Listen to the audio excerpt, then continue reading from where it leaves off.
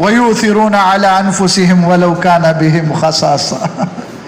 اپنے پہ ترجیح. پیاس لگی ہے، آہ کی آواز سنی، بھائی کو پلا دو.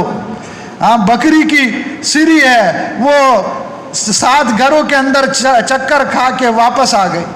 مردوں کی تربیت، عورتوں کی تربیت، عورتوں کی تربیت، بچوں کی تربیت، ہر ایک دوسرے کو نواز دینے والا ہے، دینے والا ہے، دینے. علامہ واقدی رحمۃ اللہ علیہ بڑے عالم، تو ضرورت پڑی عید کا موقع، بیوی نے کہا جی عید آ رہی ہے، بچے جو ہیں وہ کہتے ہیں کپڑے کچھ ہیں نہیں. کہا اچھا کیا کریں؟ کہا کسی سے قرض لے لیں، بعد میں اللہ دے دیں گے تو دے دیں گے. بچوں کی عید اچھی گزر جائے گی، خوش ہو جائیں گے. دوسرے بچوں کو دیکھتے ہیں، اتنے بڑے عالم. تاریخ کی کوئی ایسی کتاب نہیں ہوگی جس میں علامہ واقدی کا ذکر نہیں ہوگا، ان سے روایت نہیں ہوگی. اور یہ حال ہے گھر میں. گئے ایک اپنے دوست کے پاس، تاجر دوست کے پاس. تاجر کو کہا کہ اس طرح کا حال ہے، اگر ابھی کچھ دے دو، ضرورت ہے. اس نے لا کے تیلی تھی جس پہ مہر لگی ہوئی بندھا ہوا، وہ ان کو دے دی. اچھا اتنے میں ان کا ایک ہاشمی دوست آ گیا. وہ ہاشمی دوست نے کہا کہ گھر میں ایسا، علامہ واقدی یہ گھر میں داخل ہوئے. بیوی سے کہا کہ جی وہ ایک دوست آیا ہے، اس کے گھر میں بھی حاجت ہے، ضرورت ہے، وہ مانگ رہا ہے، آپ کی کیا رائے ہے کہ اگر آدھا ہم رکھ لے تھیلی کھول کے، آدھا اسے دے دیں؟ تو بیوی اب ایمان والی، بیوی نے کہا کہ عجیب بات ہے کہ آپ ایک تاجر کے پاس گئے تو اس کے پاس جو کچھ تھا، کیونکہ تھیلی پہ مہر لگی ہوئی تھی اور وہ بند تھی، کہ گویا اس کے پاس جو کچھ تھا اس نے سارا آپ کو دے دیا. وہ یہ بھی کر سکتا تھا کہ اس کو کھول کر آدھا آپ کو دیتا اور آدھا اپنے پاس رکھ لیتا، لیکن اس نے آپ کی ضرورت کو ترجیح دیتے ہوئے سارا کچھ آپ کو دے دیا. تو آپ تو عالم ہیں، اللہ نے اپنا تعلق نہ. اب یہ وہی بیوی ہے کہ جس نے ترغیب دے کر تیار کیا تھا کہ کسی سے کچھ لے کر آئے، لیکن اب جب موقع آتا ہے اور مقابلے میں آیا تو ایثار کیا.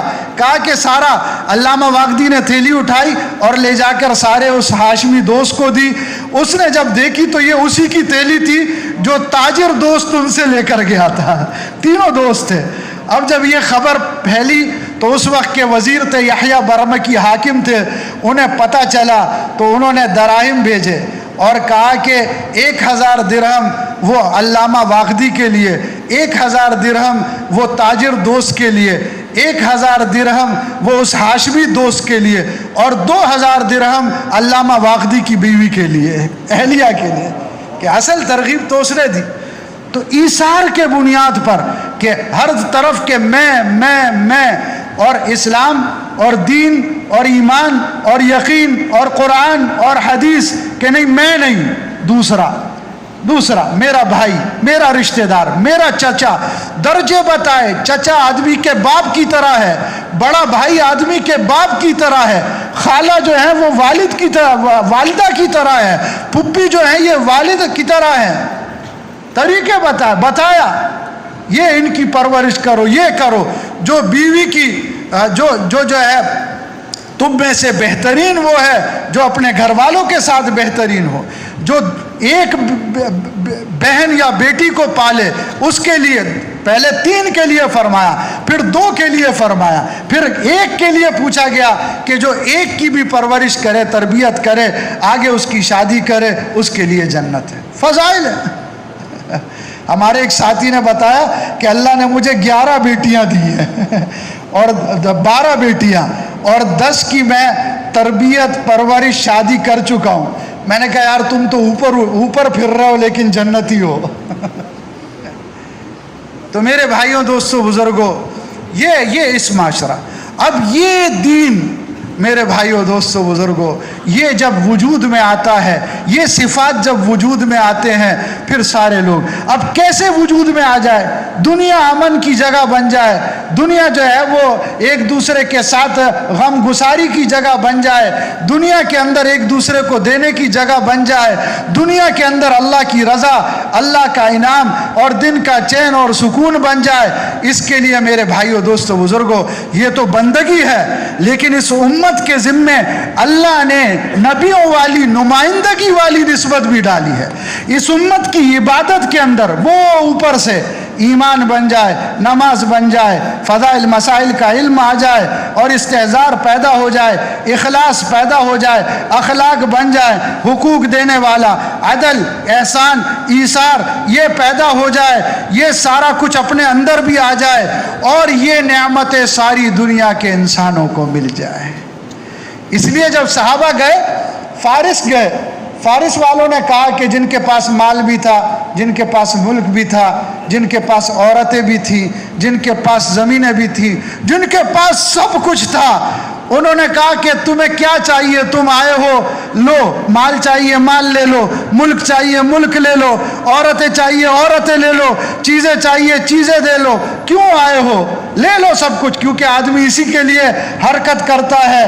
تو صحابہ نے جواب دیا، ربیع ابن عامر رضی اللہ تعالی عنہ، اللہ ان کی قبر کو نور سے بھرے، عجیب جواب دیا، ان اللہ ابتعثنا لنخرج العباد من عبادت العباد الى عبادت رب العباد، کہ ہم اپنی مرضی سے نہیں آئے ہیں، ہم اپنی مرضی سے نہیں آئے ہیں، ہم خود سے نہیں نکلے، ہمیں تو اللہ نے بھیجا ہے تاکہ ہم اللہ کے بندوں کو اللہ کے بندوں کی غلامی سے نکال کر اللہ کی غلامی میں لے آئے۔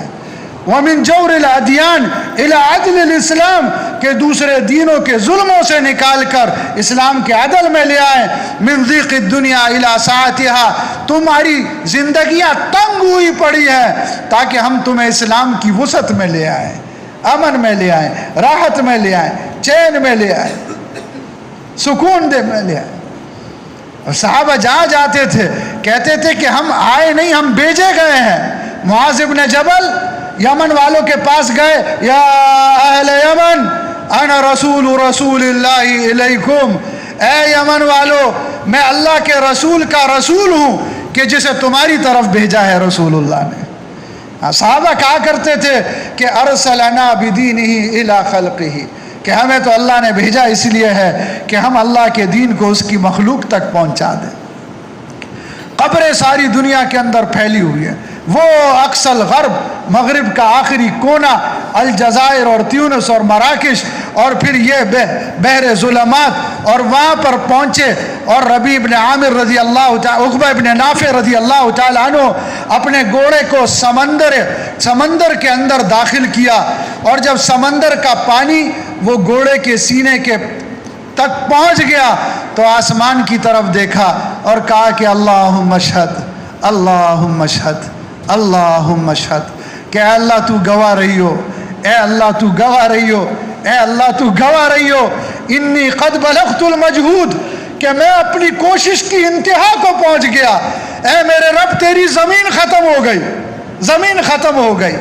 اور پھر اس کے بعد جو ہے سمندر کو مخاطب کیا اور کہا واللہ یا ھذا البحر لو اعلم انک ان وراءک ناس لا یقولون لا الہ الا اللہ لاعبرک ولا اخافک، کہ اے سمندر اللہ کی قسم اگر مجھے پتا ہوتا کہ تیرے ورے کچھ ایسے لوگ ہیں جو لا الہ الا اللہ نہیں پڑھتے تو ہم تجھے پار کرتے اور ان تک کلمہ پہنچاتے، حتیٰ کہ روئے زمین پر تیرے علاوہ کسی اور کی عبادت نہیں ہوتی، اللہ کے علاوہ کسی اور کی عبادت نہیں ہوتی۔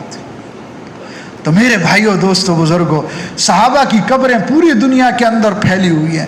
صحابہ نے نبی علیہ السلام سے یہ سیکھا، نبی علیہ السلام نے یہ سکھایا، دنیا سے جانے کا وقت ہے اور آپ فرما رہے ہیں انقذوا جیش اسامہ، کہ اسامہ کی جماعت کو نکالو، اسامہ کے لشکر کو نکالو، اللہ کے راستے میں بھیجو، اللہ کے راستے میں بھیجو۔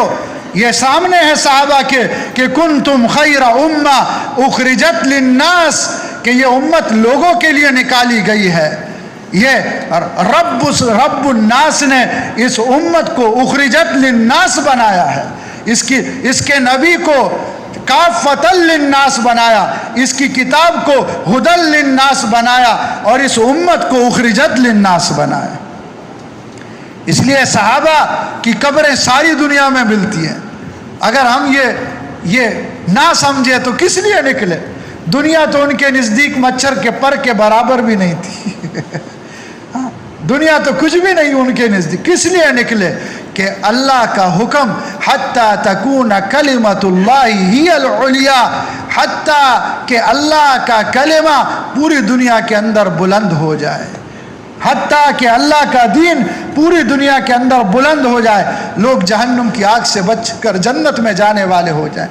آپ علیہ السلام کو غم تھا، وَلِجَوْفِهِ عَزِيزٌ كَعَزِيزِ الْمِرْجَلِ وَلِصَدْرِهِ عَزِيزٌ كَعَزِيزِ الْمِرْجَلِ، آپ کے سینہ مبارک سے ایسی آواز آتی تھی جیسے کہ ہانڈی کے ابلنے کی آواز ہوتی، ایسے آواز ہوتی تھی۔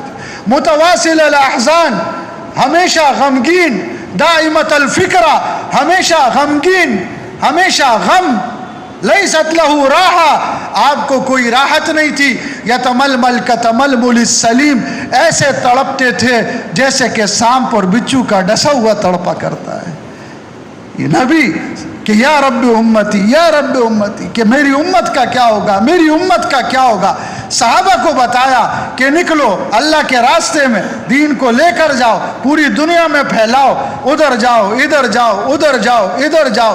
سینکڑوں جماعتوں کو اللہ کے راستے میں نکالا، آپ خود اللہ کے راستے میں نکلیں۔ صحابہ کی قبریں پوری دنیا کے اندر پھیلی۔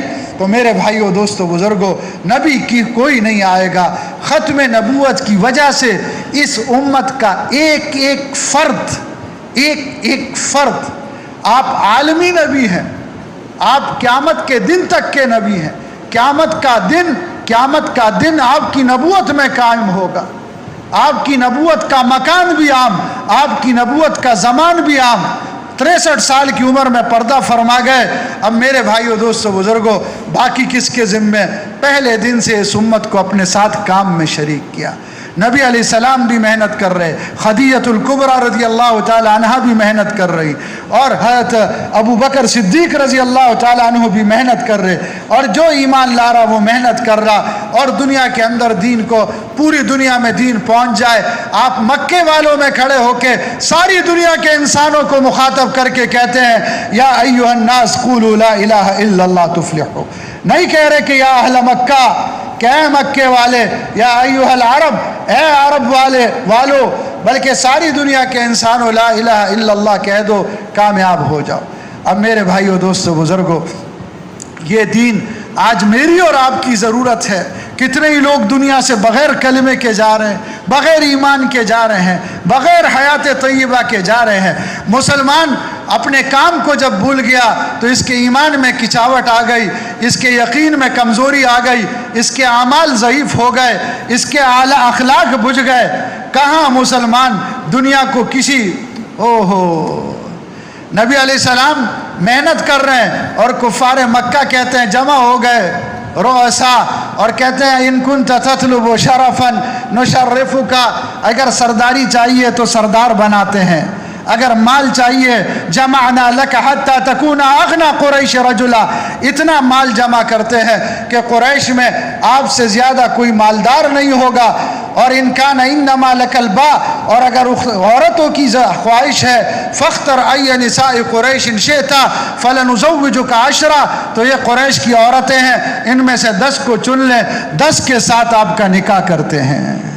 مال چاہیے مال لے لو، سرداری چاہیے سرداری لے لو، عورت